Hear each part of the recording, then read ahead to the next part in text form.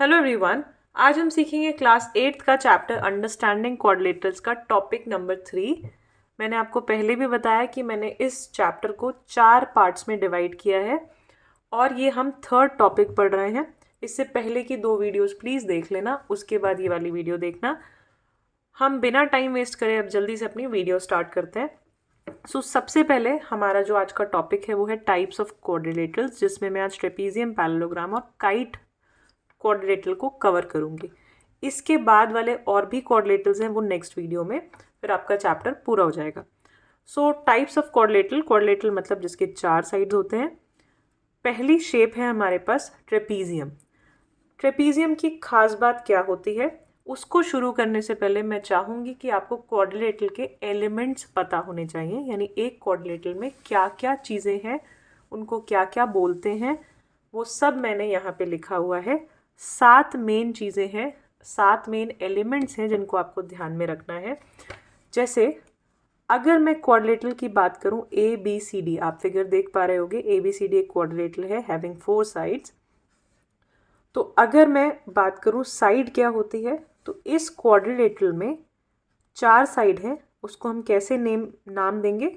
AB एक side है, side का नाम हमेशा AB पूरा लेना है स्टार्टिंग से एंड तक। AB एक साइड है, BC दूसरी साइड है, CD तीसरी साइड है, DA चौथी साइड है। एक साइड को आप किसी भी तरह से नाम लो, दोनों ही तरीके करेक्ट होते हैं। जैसे कि अगर मुझे इस साइड का नाम लेना है तो मैं AB बोलूँ या BA बोलूँ, वो एक ही साइड की बात हो रही है। इसी तरह अगर मैं DC बोलूँ या CD बोलूँ, एक ही बात है, आप कैसे भी लिख सकते हो। अगला है एडजेसेंट साइड्स। एडजेसेंट साइड्स का मतलब है ऐसी साइड जो एक दूसरे से सटी हुई हैं, टच कर रही हैं एक दूसरे को।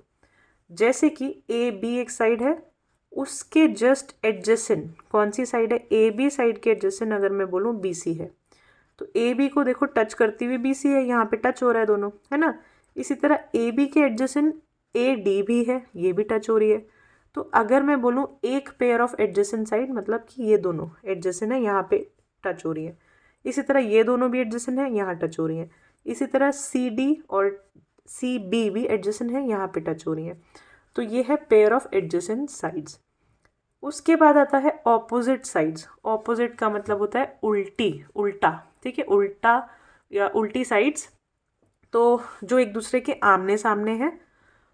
मान लेते हैं AB साइड, ये है AB साइड, इसके ऑपोजिट यानी जस्ट सामने कौन सी साइड है, बिल्कुल इसके सामने CD है। तो AB और CD क्या हुई, ऑपोजिट साइड्स हुई। इसी तरह अगर मैं बात करूं DA की, DA या AD कुछ भी बोल लो, उसके जस्ट सामने ऑपोजिट कौन सी है, CB या BC, तो DA के ऑपोजिट हुई CB। नेक्स्ट आता है डायगनल्स। डायगनल्स को हम फर्स्ट टॉपिक वाली वीडियो में भी डिस्कस कर चुके हैं। डायगनल का मतलब है जब मैं दो वर्टिसेस को, वर्टिसेस मतलब जॉइनिंग पॉइंट्स, जो ये कॉर्नर्स होते हैं, इन दो को आमने सामने किसी दो वर्टिसेस को मिला देती हूँ। जैसे मैंने ये मिला दिया A और C को, और मैंने मिला दिया D और B को, ठीक है। तो AC और DB क्या हुई, डायगनल्स हुई एक क्वाड्रिलेटरल की। इसी तरह आता है एंगल्स। एंगल्स का मतलब है जब दो साइड्स मिलकर जिस जगह पर मिल रही हैं वहाँ पे एक एंगल फॉर्म करती हैं, उसको कहते हैं एंगल। जैसे ये A पे एक एंगल बन रहा है, D पे एक एंगल बन रहा है, C पे एक एंगल बन रहा है और B पे एक एंगल बन रहा है। तो ABCD are the 4 angles of a quadrilateral. फिर आता है एडजेसेंट एंगल्स। एडजेसेंट एंगल्स मतलब जैसे साइड साथ साथ होती है तो हम उसको एडजेसेंट साइड्स बोलते हैं। इसी तरह एंगल साथ साथ हैं तो हम बोलेंगे एडजेसेंट एंगल्स।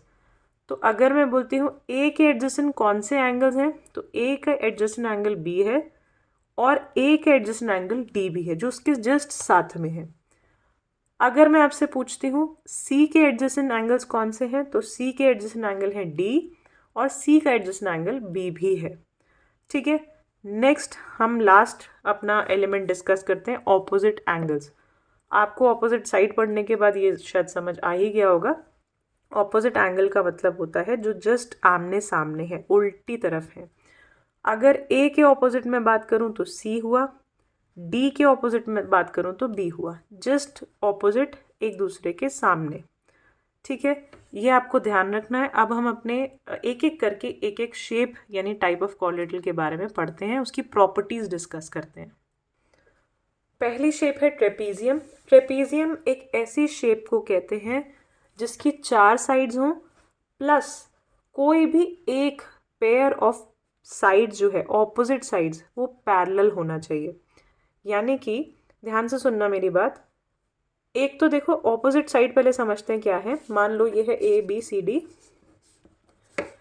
तो ए बी के ऑपोजिट है डी सी, तो ये दोनों एक दूसरे के ऑपोजिट हो गए और ये दोनों एक दूसरे के ऑपोजिट हो गए। ठीक है, तो एक ये पेयर है आमने सामने और एक ये पेयर है। ट्रेपीजियम वो शेप है, वो क्वाड्रिलेटरल है जिसमें कोई भी एक पेयर, एनी वन पेयर जो ऑपोजिट है वो पैरेलल भी हो। ठीक है, पैरेलल मीन्स एक उसको हम कितना भी एक्सटेंड करें एक दूसरे को कभी टच ना करें। तो यहाँ पे देखो, अगर मैं ए डी को एक्सटेंड कर रही हूँ और सी बी को एक्सटेंड कर रही हूँ तो ये तो यहाँ पे टच हो रहे हैं। ठीक है, तो ये दोनों पैरेलल नहीं है। लेकिन मैं अगर डी सी को एक्सटेंड कर रही हूँ और ए बी को एक्सटेंड कर रही हूँ तो ये कभी टच नहीं होंगे। तो इसका मतलब है सी डी और ए बी यहाँ पे मुझे एक ऑपोजिट साइड्स ऐसी मिल गई, पेयर ऑफ ऑपोजिट साइड ऐसा मिल गया जो कि पैरेलल है। That means this proves that this shape is a trapezium. ठीक है, ट्रेपीजियम की और कोई खास बात एज सच नहीं होती जो आपको याद रखनी है। ये एक क्वाड्रिलेटरल है। ट्रेपीजियम इसको तब बोलेंगे जब एक pair of opposite side parallel हो। एक आपको खास बात यहाँ ध्यान रखनी है, वो मैं बता देती हूँ। अगर कोई भी ट्रेपीजियम हो, कोई भी ट्रेपीजियम जिसमें ये वाली जो नॉन पैरेलल साइड है, देखो ये दोनों साइड जो नॉन पैरेलल है यानी पैरेलल नहीं है, वो अगर इक्वल होती है, मतलब ये अगर मान लो 7 सेंटीमीटर है तो ये भी 7 सेंटीमीटर है, तो ऐसे ट्रेपीजियम को हम आइसोसेलेस ट्रेपीजियम कहते हैं। याद रखना, आइसोसेलेस जैसे ट्राइंगल होता है जिसकी 2 साइड्स इक्वल होती हैं, ऐसे ही अगर इसकी नॉन पैरेलल साइड इक्वल है तो हम ऐसे ट्रेपीजियम को आइसोसेलेस ट्रेपीजियम कहते हैं। ठीक है, अब आते हैं अपनी नेक्स्ट शेप पे विच इज काइट। पतंग तो आप सबने उड़ाई होगी। काइट की अगर आप शेप ध्यान करो तो वो कुछ ऐसी दिखती है, समथिंग लाइक दिस। ठीक है, अब इस शेप को ध्यान से देखो। इसमें मान लेते हैं this is A B C and D. इसमें ए डी और डी सी इक्वल होगी और ये ए बी और बी सी इक्वल होगी। ऑपोजिट साइड इक्वल नहीं होती, ध्यान रखना, एडजेसेंट साइड्स इक्वल होती हैं, तभी ये शेप काइट शेप इसको काइट शेप बोलते हैं। ठीक है, एक और ख़ास बात इसमें, अगर मैं इसकी डायगोनल बनाती हूँ, काइट की डायगोनल बनाती हूँ, काइट की डायगोनल्स हमेशा एक दूसरे को 90 डिग्री पर इंटरसेक्ट करेंगी, यानी कि परपेंडिकुलर बनाएंगी, 90 डिग्री का एंगल बनाएंगी पॉइंट ऑफ इंटरसेक्शन पे। ठीक है, ये आपको इसकी प्रॉपर्टी ध्यान रखनी है, बहुत काम आएगी क्वेश्चंस में। इसके अलावा एक और ख़ास बात, इसकी डायगोनल जब एक दूसरे को बाइसेक्ट करती हैं तो एक डायगोनल को इक्वल पार्ट्स में डिवाइड करती हैं, दूसरी डायगोनल को इक्वल नहीं कर रही है, एक ही डायगोनल को इक्वल पार्ट्स में डिवाइड करता है वो पॉइंट, बाइसेक्टर वाला पॉइंट। ठीक है, तो ये 2 प्रॉपर्टी आपको ध्यान रखना है। पहली, इसकी डायगोनल 90 डिग्री पर मिलती हैं, 90 डिग्री एंगल फॉर्म करती हैं, और दूसरी की डायगोनल एक जो है वो बाइसेक्ट होती है, दूसरी नहीं होती है। बाइसेक्ट मीन्स इक्वल पार्ट्स में डिवाइड होती है। ठीक है, अब अगली चीज़, थर्ड हमारी जो शेप है वो है पैरेललोग्राम। पैरेललोग्राम बहुत इंपॉर्टेंट शेप है, बहुत इंपॉर्टेंट क्वाड्रिलेटरल है, इस पे सबसे ज़्यादा क्वेश्चंस भी पूछे जाते हैं। क्या है ये शेप, ध्यान से समझना।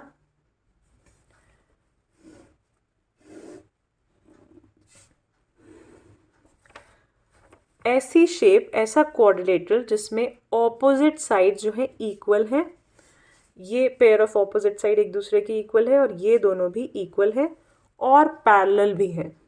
सो अगर ये क्वाड्रिलेटरल का नाम है ABCD और इसमें ए भी पैरेलल है डी सी के, ध्यान से देखना, ये इसके पैरेलल और इक्वल भी है, ए बी इक्वल है डी सी के, ठीक है। इसके बाद डी ए यानी कि ये वाली साइड पैरेलल है बी सी के, ये दोनों पैरेलल भी हैं और ये दोनों इक्वल भी हैं, डी ए इक्वल है बी सी के। अगर ये दोनों चीज़ें, अगर ये चारों बातें हो रही हैं तो ये पैरेललोग्राम घोषित किया जा सकता है, इसको पैरेललोग्राम बोला जा सकता है। अब आपको कुछ और चीज़ें भी ध्यान रखनी है, जैसे कि एंगल से रिलेटेड। आपको ये ध्यान रखना है कि किसी भी पैरेललोग्राम में आमने सामने वाले एंगल्स यानी कि ऑपोजिट एंगल, एंगल ए और एंगल सी हमेशा इक्वल होंगे, ऐसे ही एंगल डी और एंगल बी हमेशा इक्वल होंगे। ये एक प्रॉपर्टी है पैरेललोग्राम की कि पैरेललोग्राम के ऑपोजिट एंगल्स हमेशा इक्वल होते हैं। नेक्स्ट आपको ध्यान रखना है डायगनल्स के बारे में। अगर मैं पैरेललोग्राम की डायगनल बनाती हूँ तो डायगनल एक दूसरे को बाइसेक्ट करती हैं, डायगनल जो है बाइसेक्ट करती हैं। इसका मतलब क्या है, इक्वल पार्ट में डिवाइड करती हैं। 90 डिग्री पे बाइसेक्ट नहीं करती, ध्यान से समझना, परपेंडिकुलर बाइसेक्टर होना और बाइसेक्ट करना दोनों में अंतर है। पैरेललोग्राम की डायगनल सिर्फ बाइसेक्ट कर रही है एक दूसरे को, 90 डिग्री पे एंगल नहीं बना रही है, ठीक है। परपेंडिकुलर का एंगल 90 डिग्री नहीं है, बाइसेक्ट कर रही है, यानी दोनों इक्वल पार्ट्स में डिवाइड हो जाती है, राइट। अब एक बहुत इंपॉर्टेंट बात ध्यान से सुनना, जिससे आप क्वेश्चन सॉल्व कर पाओगे। मान लेते हैं पैरेललोग्राम को मैं फिर से एक बार बना रही हूँ। पैरेललोग्राम की जब भी आप दो एडजेसेंट एंगल्स को सम करोगे, कोई भी दो एडजेसेंट एंगल को प्लस करोगे, वो हमेशा 180 डिग्री के बराबर होगा, ये आपको ध्यान रखना है। ऐसे ही जैसे मान लो एंगल ए और डी का सम 180 होगा, एंगल बी और एंगल सी इन दोनों का सम 180 होगा, एंगल डी और एंगल सी का सम 180 होगा, एंगल ए बी का सम 180 होगा। हमेशा ध्यान रखना, दो एडजेसेंट एंगल्स का सम हमेशा 180 डिग्री होता है। इससे आपको बहुत मदद मिलेगी क्वेश्चंस को सॉल्व करने में। अब जैसे पहला क्वेश्चन देखते हैं, ए बी सी डी एक ट्रेपीजियम दिया हुआ है, यहाँ पे ध्यान से समझना, ट्रेपीजियम है जिसमें चारों एंगल्स कुछ कुछ दिए हुए हैं, जिसमें एक 30 है, एक 60 है, एक को x लिखा है, एक को y लिखा है। आपको बोला गया x और y की वैल्यूज़ बताओ। तो देखो ध्यान से, अभी हमने एक प्रॉपर्टी पढ़ी थी कि एडजेसेंट एंगल्स का सम होता है कितना, 180 डिग्री। तो a और d एडजेसेंट है, दोनों का सम कितना होगा, 180 डिग्रीज। तो मैं क्या लिख सकती हूँ, x + 30 degree equals to 180 degree. Bracket में रीजन लिखोगे, sum of adjacent angles of a parallel of a trapezium या ऑफ अ क्वाड्रिलेटरल, ठीक है। एक तो ये बात हो गई। यहाँ से आप x की वैल्यू निकाल सकते हो, कैसे, x को यहीं पे छोड़ो, 180 - 30 degree, x equals to 150 degree, ठीक है। बहुत ईजी है, प्रॉपर्टीज़ पता है तो कुछ भी नहीं है। नेक्स्ट है आपका y की वैल्यू निकालना। अब y की वैल्यू आप कैसे निकाल सकते हो, y + 60 डिग्री कितना होगा, 180 डिग्री अगेन, तो y + 60 degree equals to 180 degree. तो y को यहीं छोड़ो, 180 डिग्री - 60 डिग्री कर दो, y equals to 120 degree. Second भी वैल्यू आ गई, ठीक है। अब एक चीज़ आपको यहाँ ध्यान रखनी है, आपको हमेशा ये देखना है कि जब भी आप एडजेसेंट एंगल्स ले रहे हैं, एडजेसेंट एंगल्स का सम वाली प्रॉपर्टी यूज़ कर रहे हैं, तो वो दोनों एडजेसेंट एंगल्स पैरेलल लाइन के बीच बन रहे हों। बहुत इंपॉर्टेंट बात है, पैरेललोग्राम में भी एडजेसेंट एंगल जब हम ले रहे थे तो ये पैरेलल लाइन के बीच में बन रहे थे, ठीक है। ट्रेपीजियम में भी जब भी हम दो एंगल्स लेंगे तो वही दो एंगल लेंगे एडजेसेंट एंगल सम प्रॉपर्टी में, जो दोनों एंगल पैरेलल लाइंस के बीच में होंगे। मैं 30 डिग्री + y नहीं कर सकती क्योंकि ये दोनों पैरेलल लाइन नहीं है। देखो, जिस लाइन के ऊपर ये एंगल्स बन रहे हैं वो पैरेलल नहीं है, वो आगे जाके इंटरसेक्ट कर जाएंगी, ठीक है। तो पैरेलल लाइन के बीच में अगर एंगल बनते हैं एडजेसेंट एंगल्स, उनका सम 180 डिग्री होता है। इस प्रॉपर्टी को ध्यान से समझना, इसलिए मैंने दोनों बार रिपीट किया, क्वेश्चन के थ्रू आपको समझाने की कोशिश भी की है और वैसे भी समझाने की कोशिश की है, ठीक है।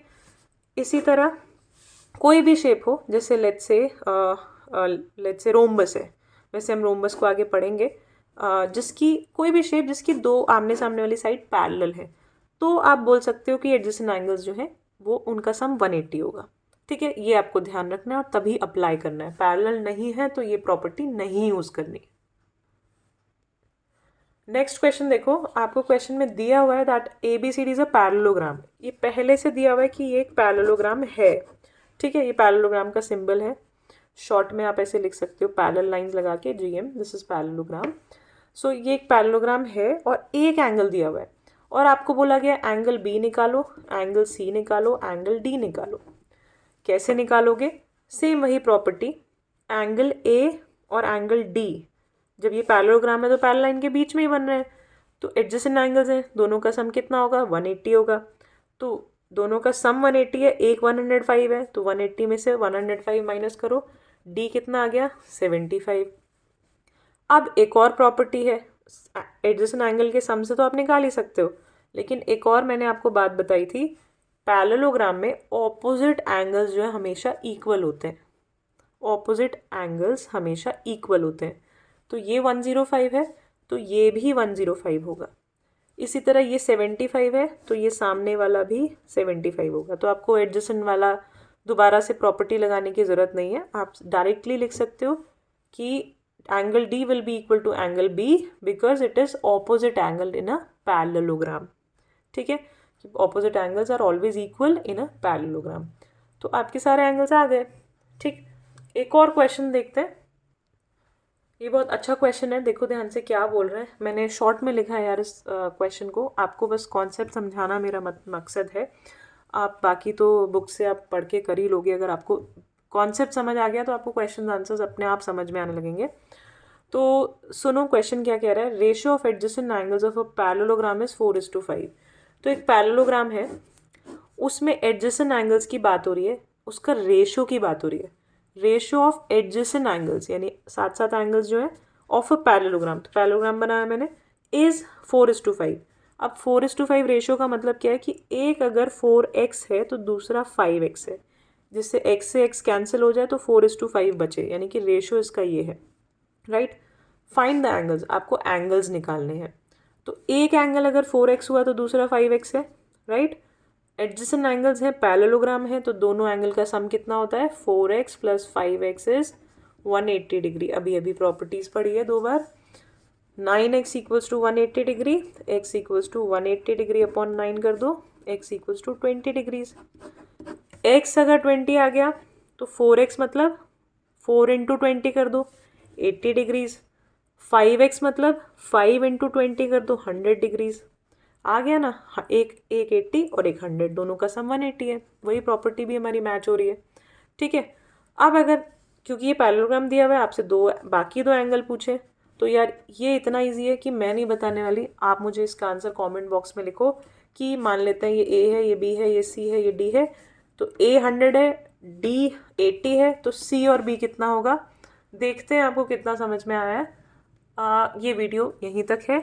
इसके बाद नेक्स्ट जो टॉपिक है, टॉपिक नंबर 4 में 2 और क्वाड्रिलेटरल्स को एक्सप्लेन करूँगी, उससे रिलेटेड क्वेश्चन कराऊंगी। ये चैप्टर ख़त्म है। अगर आपको मेरा पढ़ाने का स्टाइल पसंद आ रहा है तो प्लीज़ लाइक करो, लाइक करने से मुझे बहुत मोटिवेशन मिलती है। Thank you for watching.